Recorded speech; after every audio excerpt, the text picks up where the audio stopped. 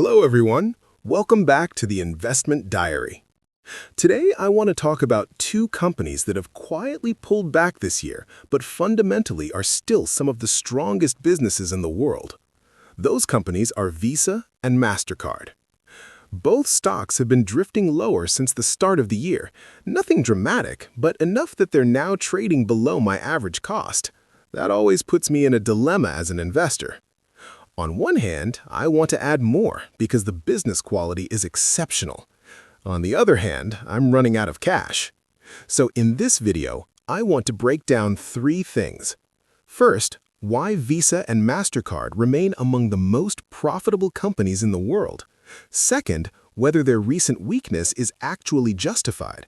And third, what fair value looks like based on realistic valuation assumptions and discounted cash flow estimates. Because when companies like this dip, it's worth paying attention. To understand why Visa and Mastercard are so powerful, you need to understand their business model. These companies do not issue credit cards. Instead, they operate the global payment networks that connect consumers, merchants, and banks. When you swipe a credit card, several parties are involved: the issuing bank, the merchant's acquiring bank, the payment network, and the merchant. Visa and Mastercard are the payment rails connecting this system. They authorize, clear, and settle transactions across 200-plus countries and millions of merchants worldwide. The key point is this: they do not take credit risk. If a consumer defaults on a credit card bill, that loss belongs to the issuing bank, not Visa or Mastercard. Visa and Mastercard simply take a small fee for every transaction flowing through their networks. That means they benefit from global economic growth, consumer spending, e-commerce growth, digital payments replacing cash, without taking the downside risk of lending. This is why their business model is so powerful. Let's look at the actual numbers. Starting with Visa, in fiscal 2025, revenue was about $40 billion. Net income was roughly $20 billion.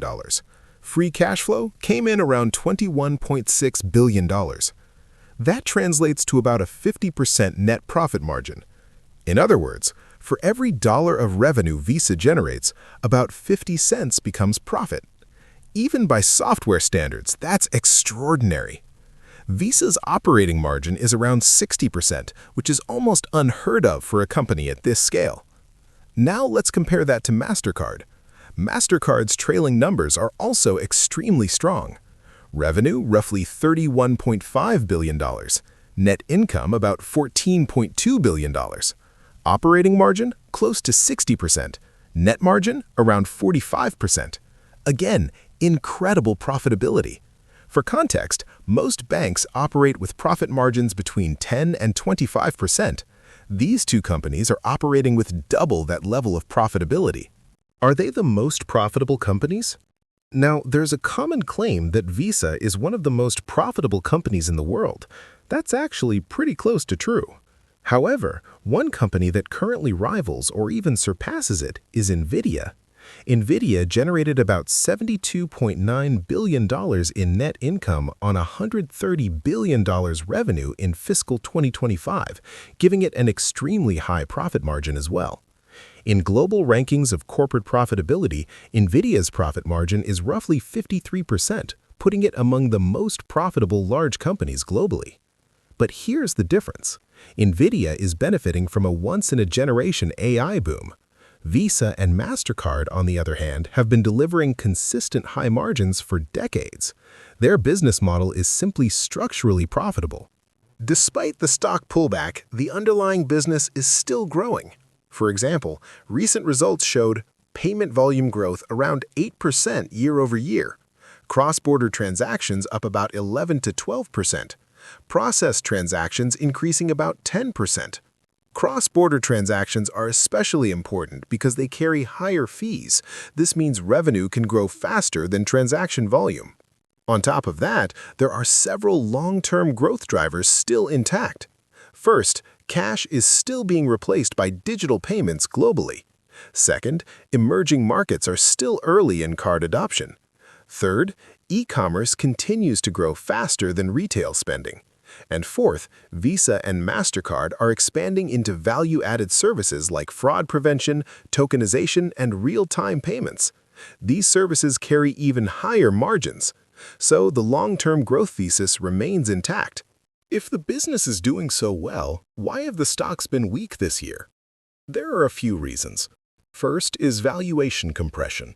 For many years, Visa traded at 35 to 40 times earnings. Recently, that multiple has drifted closer to 25 to 30 times earnings. Second, investors are worried about competition from fintech companies, real-time payment systems, and digital wallets. But in reality, many of these systems still run on top of Visa and Mastercard rails. Even Apple Pay or Google Pay transactions often still route through these networks. Third, the market is currently obsessed with AI stocks. Capital is flowing heavily into semiconductor and AI infrastructure companies, leaving slower compounders temporarily overlooked. But historically, this kind of environment creates opportunities.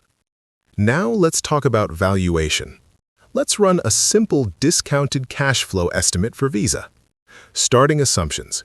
Free cash flow, about $21.5 billion annually. Long-term growth, around 10% for the next 5 years. After that, a terminal growth rate of 3%.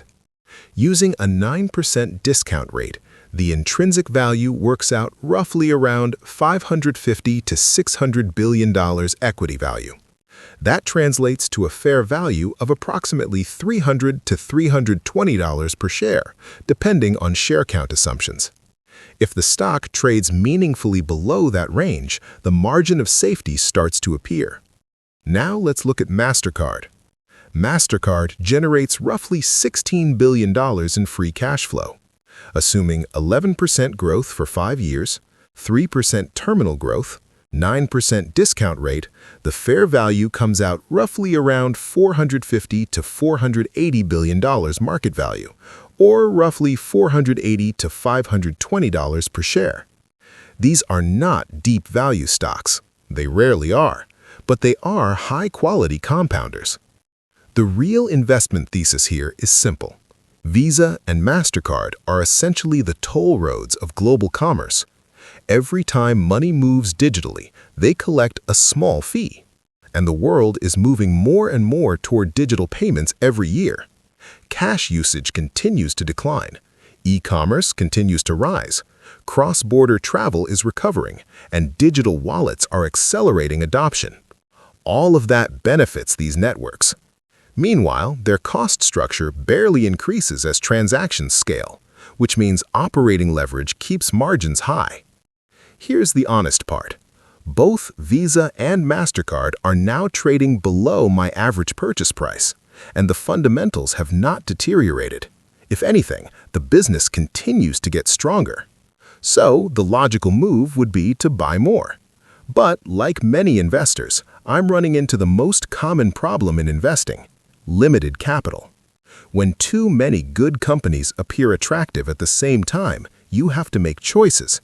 And right now, I'm prioritizing other positions.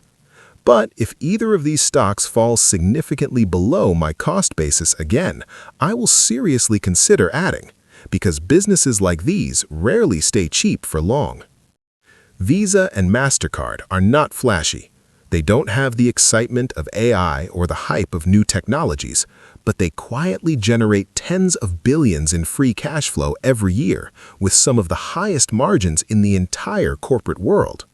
And that's exactly the kind of business that compounds wealth over long periods of time. So, if the market keeps pushing these stocks lower while the fundamentals stay strong, I'll be watching very closely, because sometimes the best investments are the boring ones. If you enjoyed this investment diary breakdown, subscribe to follow my real portfolio decisions and analysis. And let me know in the comments, are you buying Visa or Mastercard on this dip? Or are you waiting for a deeper correction? See you in my next diary.